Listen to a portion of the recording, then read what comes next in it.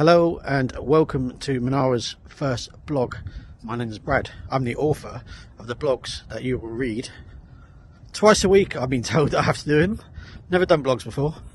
However, they'll be there to help you along your path through your building project.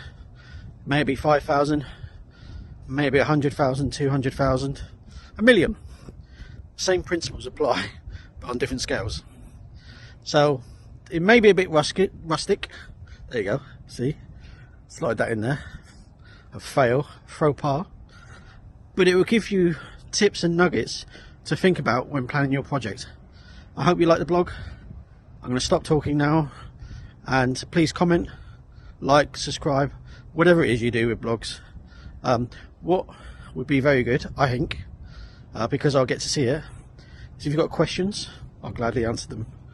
And pick them up as and when I go along. Welcome to Manara Construction and Interiors blog, number 1.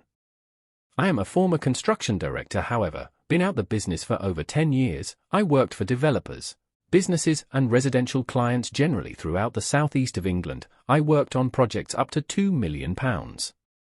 I have decided to join Manara Construction and Interiors and re-entered into construction, having recently experienced the abhorrent standard of workmanship, reliability and general consideration for the overriding objective of the project. I recently managed a project for a friend and I was appalled at the complete lack of consideration from tradespersons and subcontractors. This was a small project to include a residential extension, loft conversion, new heating, electrics, large patio doors, hard and soft landscaping, what we in the trade describe as house bashing. This basically meant walls being taken out, some new back in, completely gutting the house ready for new installations. During the project, I experienced suppliers going bust, subcontractors steal other tradesmen tools. Thankfully there was no valuables left in the property. Subcontractors turn up as and when they feel. Subcontractors have complete lack of respect for new installations of other subcontractors and general finishes.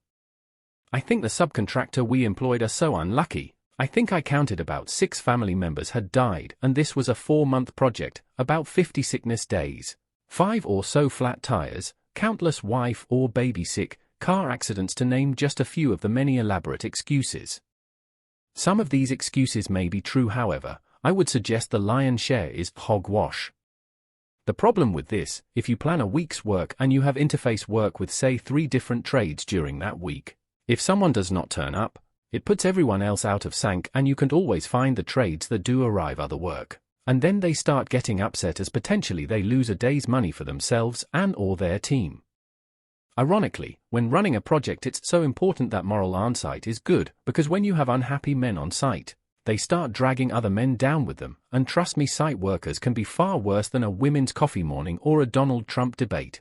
I have witnessed this many times over the years. What then happens on site? Cleanliness starts to slip and accidents start to happen as the site turns into a fuck you or fuck it mentality. This is where it's important to know your team and develop good relations, and also not only maintain control of the site with authority, but also you act like a mother hen, someone to revert to. I have always found being an asshole on site does not always work. In fact, it can be very counterproductive in most instances, as in the current climate where good tradesmen are very busy and will simply walk off a job site. The increase in materials since I was in construction is truly shocking. I was gobsmacked at how much materials cost now, and they are still increasing. Labor costs have of course risen also, but not at the rate of materials. Since starting this project, I got talking some old friends in the industry, builders, merchants, contractors, to get a general feel for the industry, and decided to get back into the industry as I have a lot of experience construction and refurbishment. Manara are primarily going to target work within the southeast of England. I am going to write this blog on past and present experiences and give you some food for thought when preparing for any project you are planning, from design stages right through to completion.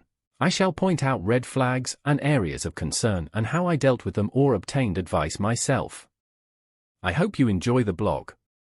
Warm regards, Brad. P.S. I am dyslexic and have a rubbish sense of humor, but here is a joke for the road. Did you hear about the first restaurant to open on the moon? It had great food, but no atmosphere.